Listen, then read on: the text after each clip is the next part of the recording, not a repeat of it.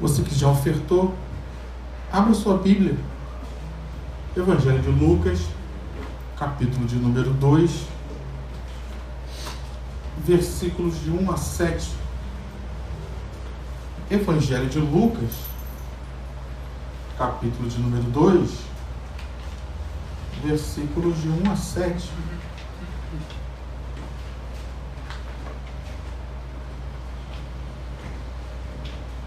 Falava ainda há pouco, que na nova vida a gente tem alguns costumes e nós somos ensinados, nessas datas de Natal, falar sobre o Natal. Dia das Mães, falar sobre mães. Então nós não vamos fugir a essa orientação e vamos, no dia de Natal, no dia do nascimento do Senhor Jesus, em que comemoramos o nascimento dele, vamos falar sobre Jesus, sobre o seu nascimento. Então o Evangelho de Lucas, agora, no capítulo de número 2, você que já achou, diga amém. Amém.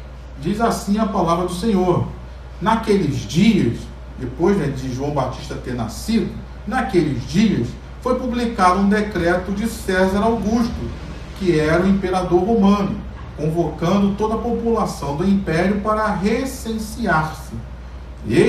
O primeiro recenseamento foi feito quando Quirino era governador da Síria.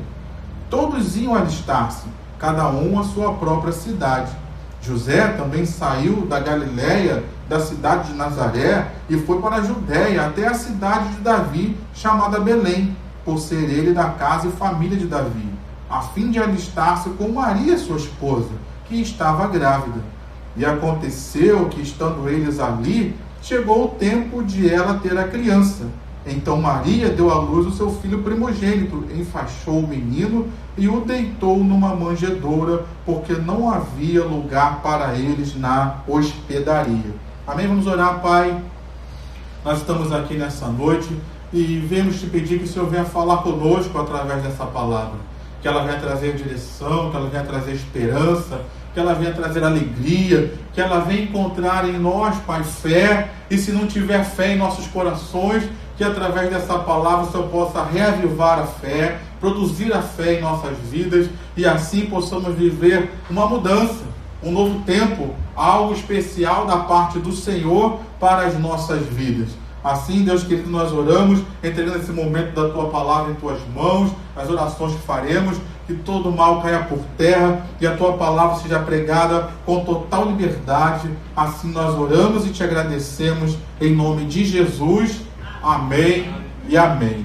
Nesse texto que nós lemos, nós somos informados sobre como foi o nascimento do Senhor Jesus.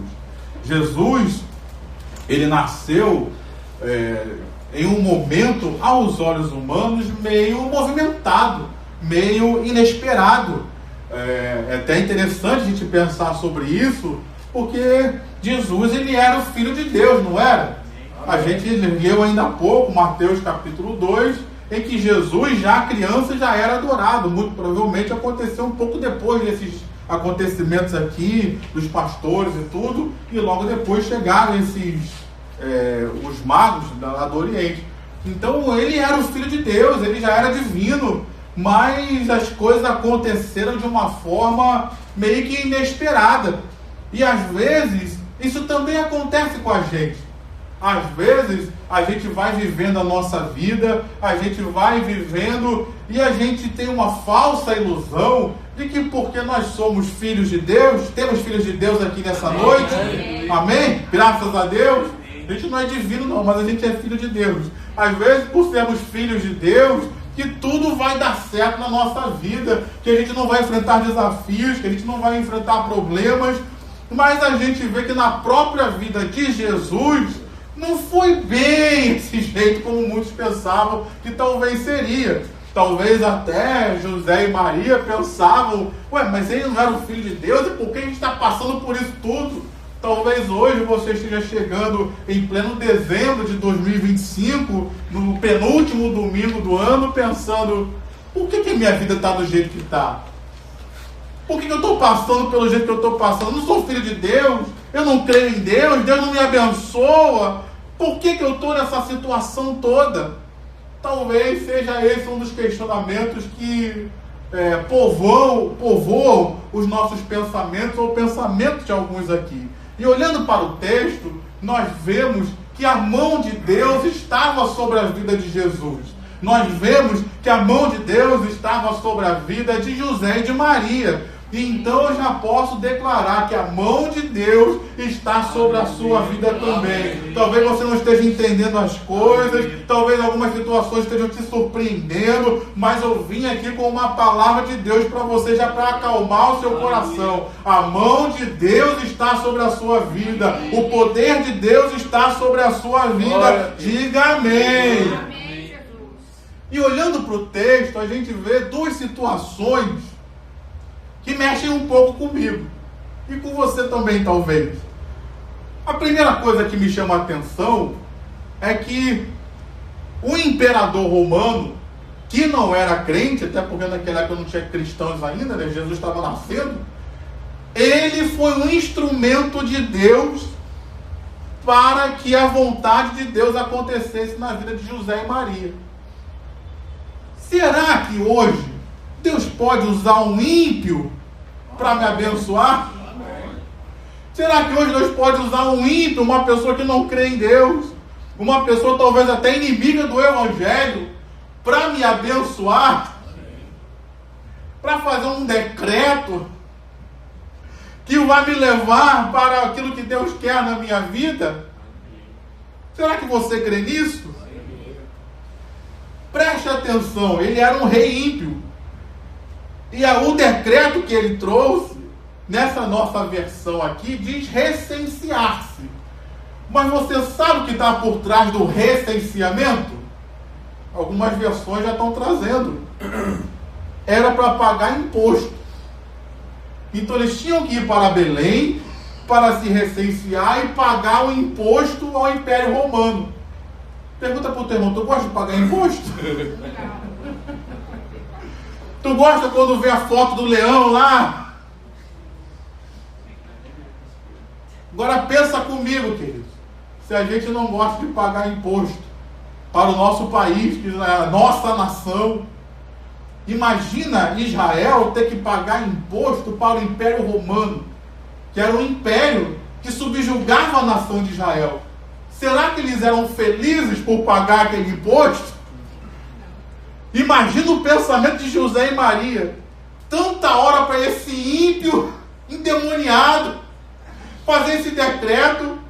Agora que Maria está grávida, é a hora de eu ir lá empreender uma viagem. Eu fui ver, são 140 e poucos quilômetros, 145 quilômetros de Nazaré até Belém. Que hora para isso acontecer? Que hora para esse endemoniado fazer isso? E fazer isso tudo era para pagar imposto. E às vezes, queridos, será que Deus pode usar um ímpio com um decreto que aos meus olhos vai me prejudicar? Eu vou ter que pagar o imposto. Será que Deus pode usar essas situações para fazer a vontade dele se cumprir na minha vida? Porque foi o que aconteceu aqui, queridos. Jesus, como a gente leu lá em Mateus capítulo 2, Jesus precisava nascer em Belém. Havia uma profecia com relação a isso. Então, embora talvez, não sei se Maria ou José conheciam essa profecia, mas Deus conhecia. E Deus sabia que ela precisava se cumprir. E ele moveu até o ímpio, usou até as situações adversas para o plano e o projeto dele, Deus, se cumprir na vida do Filho dele, Jesus. E será que isso está falando comigo e com você nessa hora? Talvez você está pensando, esse chefe só está me prejudicando, essa situação que eu estou vivendo, está me fazendo mal. E às vezes são essas situações que Deus está usando para te levar ao lugar que você precisa estar para viver o plano e o projeto que Ele, Deus, tem com a sua vida. Diga amém se você está me entendendo. Talvez você não saiba onde Deus quer te levar. Talvez você não saiba a profecia, como eu estava aqui com eles, mas Deus sabe exatamente o que fazer, Deus sabe exatamente a quem mexer, o que mover, para levar a mim e a você ao centro da vontade dEle. E se for preciso mover o ímpio, Ele vai mover. Se for preciso usar até situações adversas, Ele vai utilizar. Mas nada nem ninguém vai impedir você de chegar ao centro da vontade dEle, porque é o próprio Deus que está conduzindo a história e as coisas para te levar a este local. Porque tem um propósito a se cumprir, tem uma obra a se fazer, tem algo a se realizar, tem um querer de Deus para se cumprir na sua vida. Talvez as outras pessoas não saibam, mas Deus sabe exatamente a intenção que Ele tem com a sua vida, e o que Deus tem para nós é sempre o melhor. Então nessa noite, talvez alguns decretos estejam chegando até você que você pense, eu acho que é o pior. Talvez algumas situações que aos seus olhos são adversas, e você está pensando, mas logo agora? Isso não era a hora, não era para acontecer assim. E às vezes são essas situações que Deus está por trás delas, para levar a mim e a você ao centro da vontade dEle, para levar a mim e a você a Belém, aonde nós precisamos estar, para levar a mim e a você ao lugar onde Deus quer nos usar, para levar a mim e a você ao centro da vontade que Ele tem para as nossas vidas. Amém. Glória a Deus. Maria e José talvez não entendessem, mas Deus sabia que Jesus tinha um plano que precisava estar lá. Então nessa noite, Deus tem um plano com a sua vida. Como eu falava, versículo 4 nos diz que eles saíram então de Nazaré para Belém. São 145 quilômetros, ou aproximadamente 3 dias de viagem. Lembrando que naquela época não tinha ônibus da Itapemirim. Naquela época não tinha ônibus da 1001. E naquela época também não tinha carro. Imagina se para andar com uma mulher grávida no carro, no Uber, já é meio difícil. Como imagina já chegando aos 7, 8 meses de gravidez, em que elas já estão mais pesadas. Imagina você empreender uma viagem no lombo do jumento. Se tu levava a tua mulher naquele banco de couro, no ar-condicionado, ela já ia reclamando. Imagina o ouvido de José com Maria em cima do lombo do jumentinho, e quicando para poder chegar até Belém. Imagina, irmão, que viagem abençoada eles devem ter tido. Imagina fazer isso naquela área desértica lá, naquela região desértica que é muito quente durante o dia, e as temperaturas descem abaixo de zero em Jerusalém, na região de Israel, em alguns lugares a temperatura baixa até abaixo de zero, fica negativa. Então imagina a dificuldade da viagem, de lidar com isso, de fazer essa viagem toda no lombo do jumentinho. Mas eles fizeram para que a vontade de Deus se cumprisse. E o que me chama a atenção, então, é que ela estava grávida. Era a hora mais propícia de se fazer aquela viagem? Aos olhos humanos, não. Por que Deus não mandou antes? Não sei porque Deus não mandou antes. Posso conjecturar, mas a Bíblia não revela. Sei porque Deus não mandou depois, porque Jesus precisava nascer em Belém. Se ele chegasse depois, ele não teria nascido em Belém, a profecia não teria se cumprido. Então eu aprendo que tem coisas na vida que tem um lugar certo e uma hora certa para acontecer, independente das circunstâncias. Você entendeu isso? Vou repetir.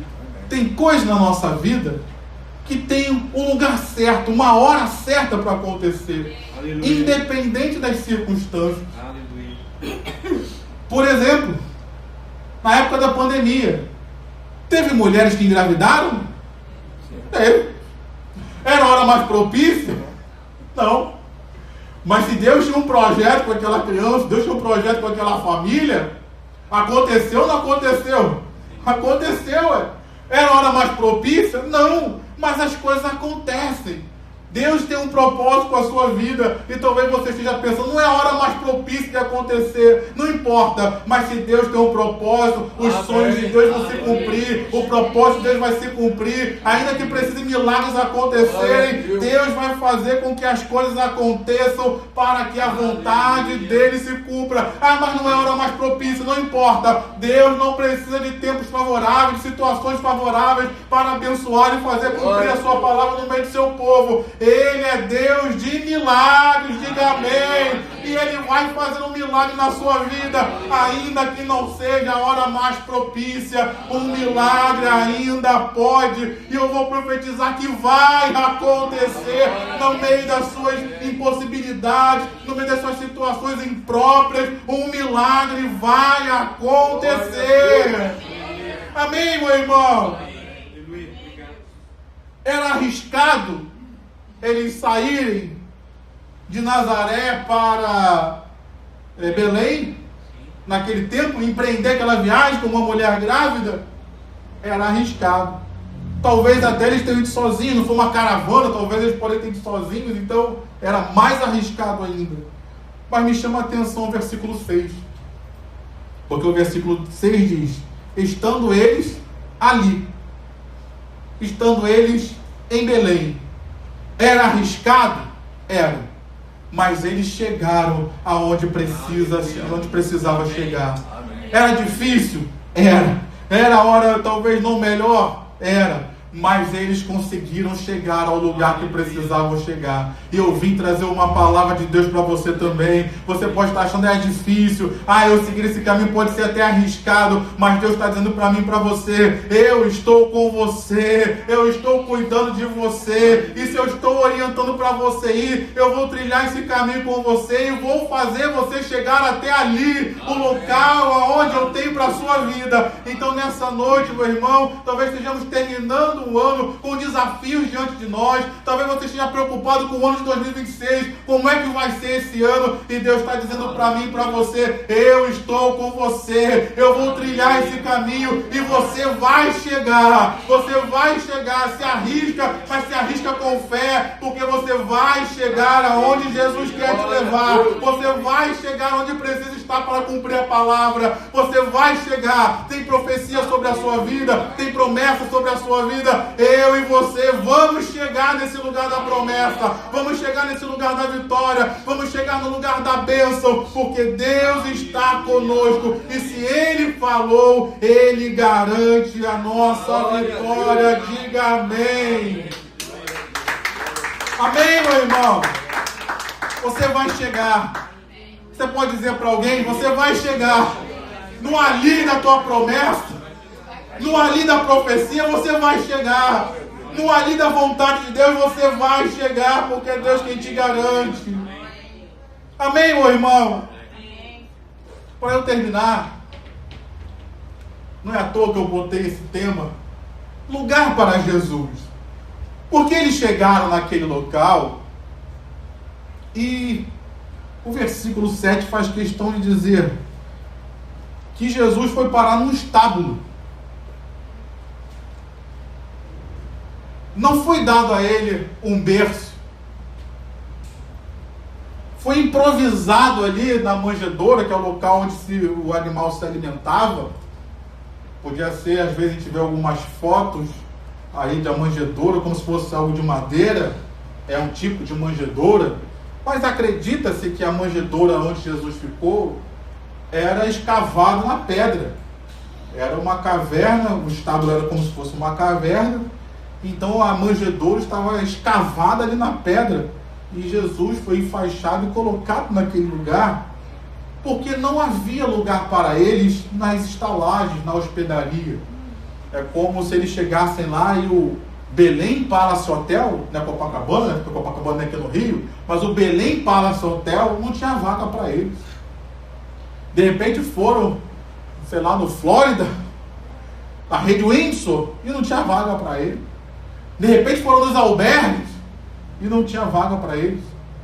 Talvez, como a Bíblia fala que José era de Belém, a Bíblia nos dá a entender, a gente não sabe o motivo. Não sei se José não foi lá para talvez não constranger, porque toda a situação do nascimento de Jesus, de Maria ter engravidado José fora, então talvez ele não quisesse se constranger de estar diante da família, mas a realidade é que nem a família abriu as portas para José e para Maria, para terem o filho.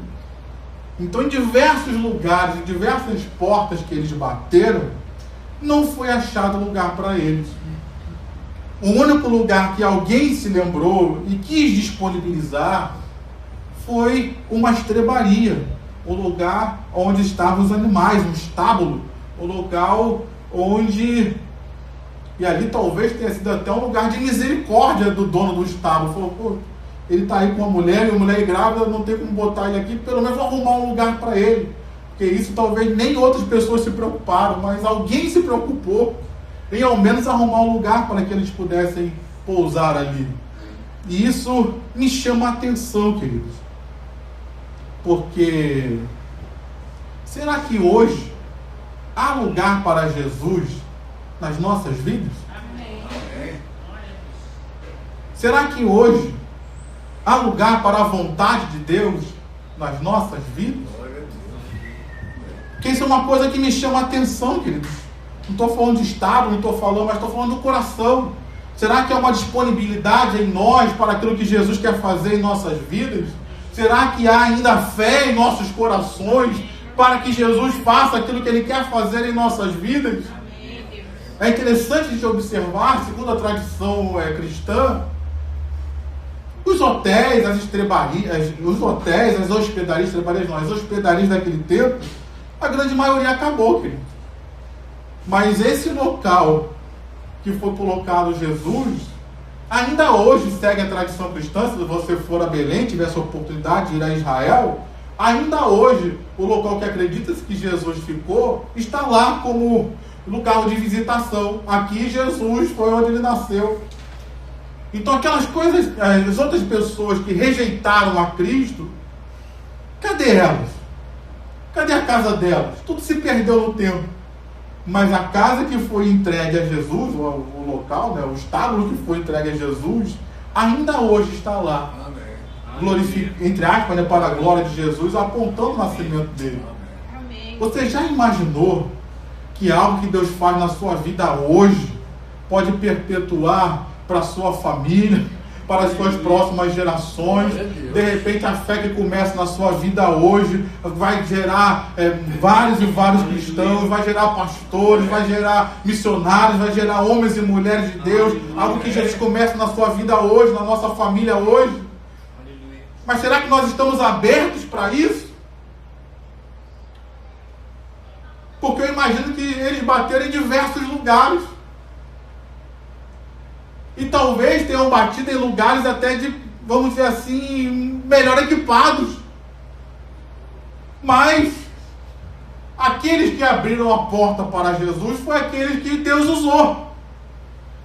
E trazendo isso para nós, querido, talvez a gente olhe e tenha pessoas muito mais capacitadas do que nós. Mas às vezes Jesus está batendo na porta delas e elas estão dizendo, não tem lugar para você aqui. Mas aqueles que abrem o coração, diga amém se você está me entendendo. Aqueles que abrem o coração para Jesus. Eu sei que você já é cristão, eu sei que você já é salvo, mas aqueles que abrem o coração para o projeto de Jesus, aqueles que abrem o coração para aquilo que Jesus quer fazer, aqueles que abrem o coração para crerem no meio de um tempo de tanta incredulidade, ainda crerem que Jesus abençoa, ainda crerem que Jesus faz uma obra maravilhosa, ainda crerem que Jesus faz milagres. Aqueles que abrem o coração para Jesus e para aquilo que Ele quer fazer, são esses que Ele usa, meu irmão. Então nessa noite de Natal, Deus não está preocupado se você está no Copacabana Palace, de frente para a praia, ou se você está num hotelzinho chinfrindo da glória do cartete. Ele está preocupado, teu coração está aberto para mim. Talvez você olhe e pense, tem pessoas muito mais qualificadas, mas o coração dela está fechado. Eu estou em busca de pessoas que estejam de coração aberto para aquilo que eu posso fazer. Eu estou em busca de pessoas que estejam cheias de fé para que milagres aconteçam. Eu estou em busca de pessoas que realmente se acham incapazes, porque são essas que eu posso usar, porque vão depender totalmente de mim. Eu estou em busca de pessoas que decidam crer em mim, totalmente em mim, para que eu possa usá-las para a glória do meu nome. Amém, meu irmão? Então tem alguém disponível aqui nessa noite dizendo: Jesus, tem lugar para o Senhor na minha vida, e não vou te dar um obstáculo não, então tem lugar para o Senhor na minha vida, e eu vou te dar o melhor lugar, eu vou te dar o meu coração, eu vou te dar a minha fé completa em ti, eu vou te dar todos os dons e virtudes que tenho, coloco aos teus pés. Eu tenho lugar para o Senhor na minha vida, eu tenho lugar para o Senhor em 2025, eu tenho lugar para o Senhor em 2026, para que o teu nome seja conhecido e glorificado. Você pode aplaudir ao Senhor. Aleluia. Preste atenção para eu terminar. Porque enquanto José e Maria batiam na porta das pessoas, Jesus estava visível? Não. Havia ali talvez uma percepção, porque Maria estava grávida. Então, se você tem uma mulher grávida, supõe-se que tem uma criança ali dentro. Mas estava visível? Não. E eu queria trazer isso para nós também. Porque muitas vezes Jesus está batendo a nossa porta em situações que às vezes não estão tão claras para nós, que às vezes não estão tão visíveis para nós, mas são grandes oportunidades de Deus para as nossas vidas. Será que algo hoje está acontecendo na sua vida? Será que algo de Jesus hoje está batendo na nossa porta, dizendo: ei, eu quero fazer algo extraordinário, eu quero fazer algo maravilhoso, e talvez não esteja tão claro para você? Eu me lembro da mãe do Ronaldo Fenômeno. Não está na Bíblia isso não, tá, gente? A mãe do Ronaldo Fenômeno. Ela conta que ela jogou diversas vezes na loteria. Não estou dizendo para ninguém jogar na loteria, mas ela estava dizendo que jogava na loteria para enriquecer. E ela conta no testemunho dela dizendo que ela jogou na loteria para enriquecer e não tinha a menor noção que a maior riqueza dela estava jogando bola, quebrando as coisas dentro de casa. A maior riqueza dela estava ali. E a gente sabe quem foi o Ronaldo Fenômeno. A gente sabe o quanto ele está ganhando de dinheiro aí hoje, bilionário. Então, será que hoje não tem uma oportunidade de Deus bater na nossa porta? Uma oportunidade meio estranha, um casal com um jumentinho batendo na porta, dizendo: me socorre aí, minha mulher está tendo um filho, ele é o Salvador, mas cadê ele?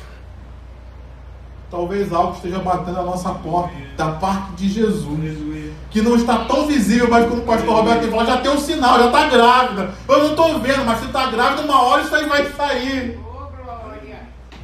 Será que Jesus não está batendo na minha porta? E a pergunta, mais uma vez, é: será que há lugar para Jesus aqui na igreja do Catete? Amém. Será que há lugar para Jesus na minha vida? Para Ele fazer aquilo que só Ele pode fazer?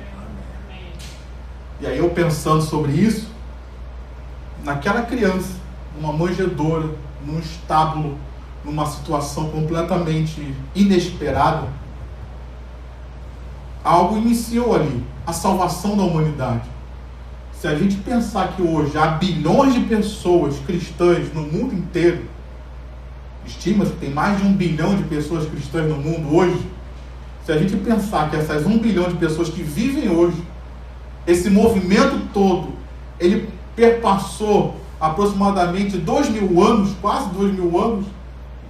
Se a gente pensar que tudo isso, quantos milagres aconteceram, quantas vidas abençoadas, quantas Bíblias e versões de traduções da Bíblia aconteceram, quantos milagres aconteceram, quantas pessoas convertidas, quantas pessoas que ouviram o Evangelho, ainda que não tenham se convertido, mas ouviram o Evangelho e souberam da salvação. Quantas obras sociais a igreja já fez ao longo da história, quantos livros publicados que têm abençoado vidas, hoje através da internet, quantos vídeos, quantos áudios que têm sido publicados, a gente até faz isso aqui, publicando áudios. Agora imagina, querido, tudo isso que tem acontecido, quantos templos, quantas igrejas hoje espalhadas pelo mundo. Eu não vi um glória a Deus seu. Glória a Deus por isso.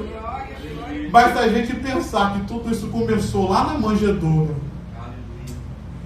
com alguém que recebeu José e Maria para que eles pudessem dar a luz ao Salvador. Algo meio que oculto, mas olha só até onde chegou.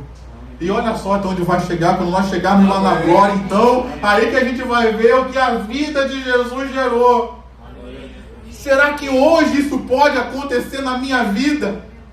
Algo que talvez esteja meio que oculto, algo que talvez não esteja tão cheio de glória, não tem anjos ainda aparecendo, mas depois apareceram, mas é da parte de Jesus para a minha vida. E se eu receber e crer, e abrir o coração para Ele, abrir o coração para a fé que Ele está me apontando, coisas extraordinárias ainda vão acontecer, fruto disso que estou fazendo hoje. Amém.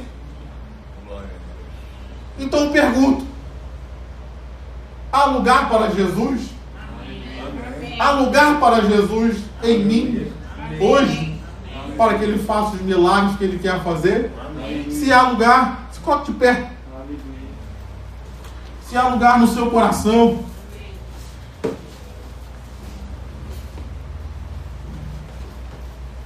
feche seus olhos.